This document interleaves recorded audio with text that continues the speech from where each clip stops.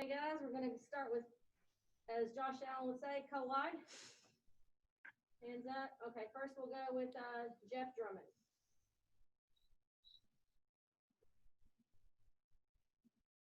Jeff? Was that me, Slacks? Having trouble hearing you. Sorry. If it is, I'll throw it out there. Hey, Brad. Hey, Jeff. How are you? Doing pretty good. How about you? Good. Thank you. Hey, on Tuesday, Eddie kind of indicated to us that there are some guys that they're mixing and matching and working in at different spots just in the event, if something were to go wrong with some of the testing or the health of guys. And I was wondering, on your side of the ball, are there some guys that kind of fit that and can play some multiple spots just in case the worst case scenario would pop up? Yeah, no, you have to have contingency plans, and so we're playing guys at some different spots here and there. What you don't want to do is put them in too many different situations, because then they can't really get good at anything. But you do have to plan for the worst at times. So we do target certain reps to give players different positions, and just in case that worst happens. But if it does happen, you got to, like coaches always had here, it's a next man up mentality. And so we've got to make sure we train that depth and trust that when they get in, they'll be able to live up to our standard. Okay, John Hale. Brad, how is J.J. Weaver? Obviously, he was a guy who you all talked a lot about down the stretch last year. What has he kind of done in the summer, and how does he look now? JJ's ready to take a step, and that's what you're looking for, especially, how lucky we were to give him game reps last year and then still have that red shirt. I think that rule is unbelievable, for the development of young guys. So the fact that he's just a redshirt freshman, he's had a really solid camp thus far. He's really done a great job in terms of shaping his body. He's already had really good length, but his flexibility, his twitch is improved. His weight and his mass is improved, and his understanding of the game is improved. And understanding now, it's not just trying to execute the defense called, but okay, how am I a football player within the play call? And so he's really started to take a step there. Really excited, about the potential that he has in him and how much more there's still to tap into. Okay, Derek Terry. Hey, Brad. I spoke with Coach Stewart earlier in the summer, and he had a lot of good things to say about Josiah Hayes back then.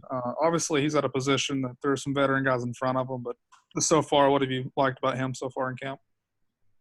Yeah, Josiah, he's a big, strong, rugged individual. We talked, I think, a couple weeks ago when I was on, just how those guys look. They don't look like normal freshmen. And, he's got big, strong hands. The thing for him is he just has to continue to learn our playbook. He has to understand where he has to go, all the time, and how that affects the entire defense. That's the one thing that you see in the maturation process from a young guy to an older guy.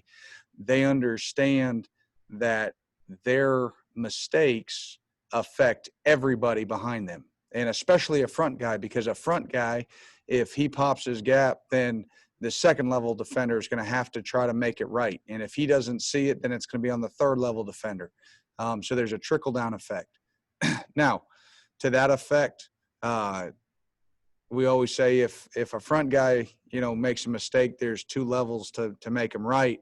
You think about a secondary guy, if he makes a mistake, it's a touchdown. So, and we're calling out field goal blocks. So in that regard, they get a little bit more leeway, but they also have a really talented offensive line lined up against them every single snap, and trying to knock them off the football. So all those freshmen are starting to get a hang of it. I've seen over the last week or so, maybe 8 days, that they're starting to get more comfortable and violent at the line of scrimmage. You know, I think there was a lot of thinking early, you know, so there was some negative push up front, you know, pushing our line of scrimmage back. But now they're just starting to play, and they're looking like the players that we recruited. Okay, this is Eric Decker with the Kentucky Colonel. Hey, Coach. I hope you're doing well. Hey, Eric. I wanted to ask you what your thoughts of how Kelvin Joseph's been playing on the field during camp so far, and more what role that you envision him on in this year, whether that be trying to sit back and read the field, or maybe creeping more towards the box and trying to read plays on the line. You said Kelvin Joseph? Yeah. So, you know, Kelvin is, again, he's getting comfortable, again, with everything that's within our system. You know, you can see the talent and his smoothness. You know, he's primarily into the boundary, but he's a guy that you could play out to the field if you wanted to, you know, at that corner spot. But what's nice is that we've got great competition across the board. I mean, I know you guys just spoke with Brandon. You know, Brandon's having a really solid camp, and said Dort and Jamari's really starting to come into his own, play more comfortable. You know, MJ, I mean, the nice thing is that we've got a lot of guys that are going to push, and it forces, Kelvin to stay locked into his playbook. He's really working hard at that. You know, again, it's not a small playbook, you know, and there's a lot of nuances in it, and you know, he's got to make mistakes. You know, sometimes you got to touch the stove to realize it's hot. But he does a lot of natural things that you can't teach. Okay, let's go with Nick Roush, KSR. I like the touch the stove phrase you just used there.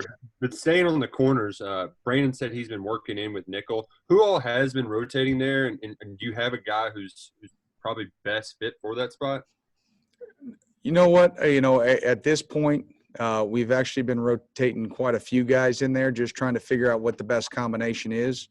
You know, in the past, you know, that position has been a little bit more safety body for us. And the nice thing is with all the bodies that we have, you know, we've been able to slide a guy like Brandon in there, and, you know, have said slide in there some, and, you know, play with some corners in there. So, you know, really be able to lock up from a man-to-man perspective. Obviously, you know, D-Rob's played in there in the past. So we've got a lot of options, and, you know, some of it might end up being package, you know, depending on what we want to do. Some just, you know, who's got the most natural feel in there. You know, things happen fast at that nickel spot, you know, in terms of, you know, stacks and bunches and having to communicate, you know, having to play zone drop. So it's a little bit different in there. That's why sometimes it's just easier to play with a safety body because they're used to it. But if you can get a guy like a Brandon, or you can get a guy like Sed, or, you know, one of those guys that have that real quick twitch, you know, corner feel, it, you know, but they can still tackle, and they can see the quarterback in our zone stuff. You know, you feel really, really good about that, and you get a lot of speed on the field. Okay, John Clay, Lexington Herald Leader. Brad, earlier when you were talking about JJ, you said how am I a football player within the play call? Can you expound on that, about what you mean by that?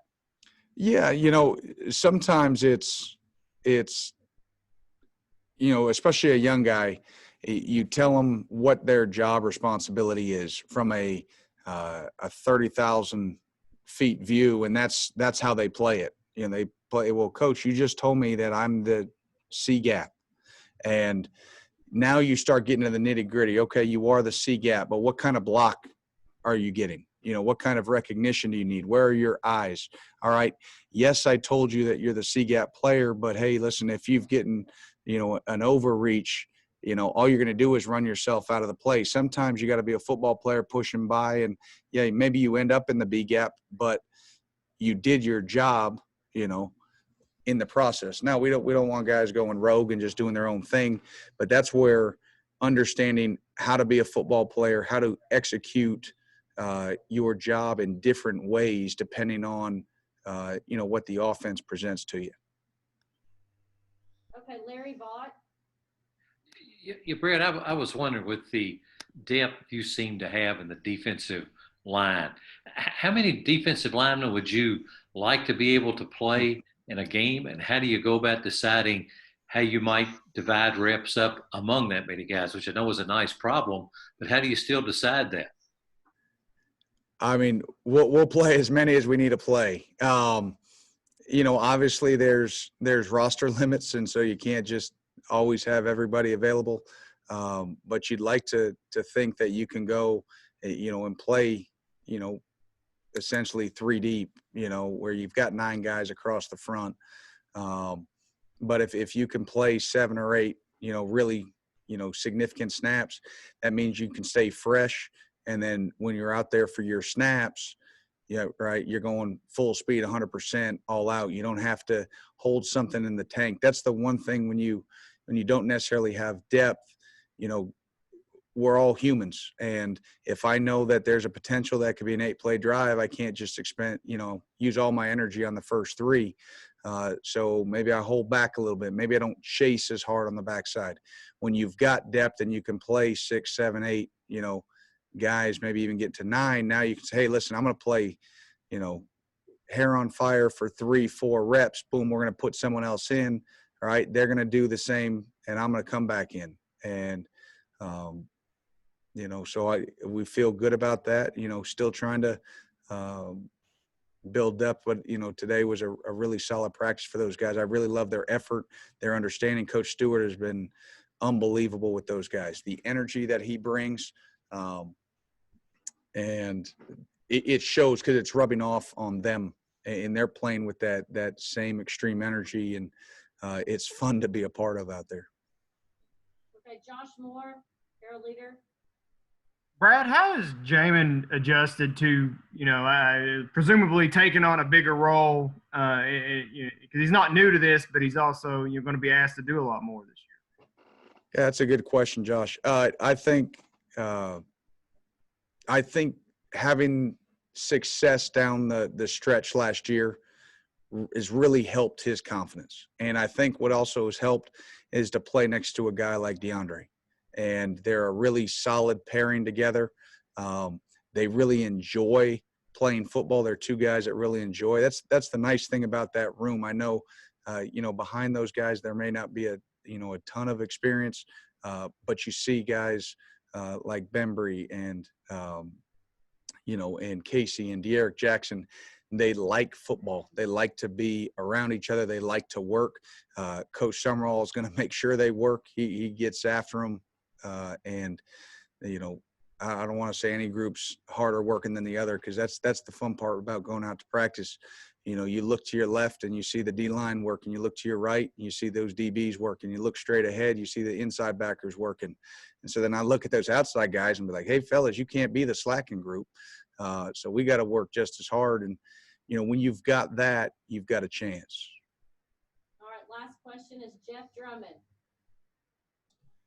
Hey, Brad, just curious, in a couple of scrimmages you guys have been able to have, kind of outside of Boogie, where are you getting the pass rush, and who are some guys that are kind of giving you a little bit of that? You know what, I've been really pleased with, how we've been able to rush the passer thus far.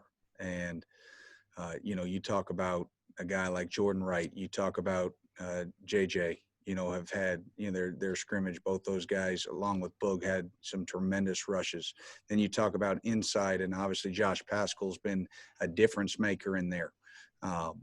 And what I've been pleased, I know there's a lot made of, me challenging Q, and Q has been playing really well in terms of, converting the pass rush, and then even getting some in there in nickel.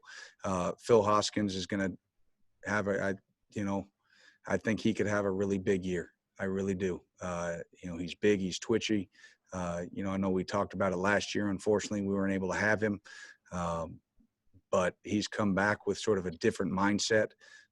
And it's shown. His work ethic on the field is, unlike since I've been here.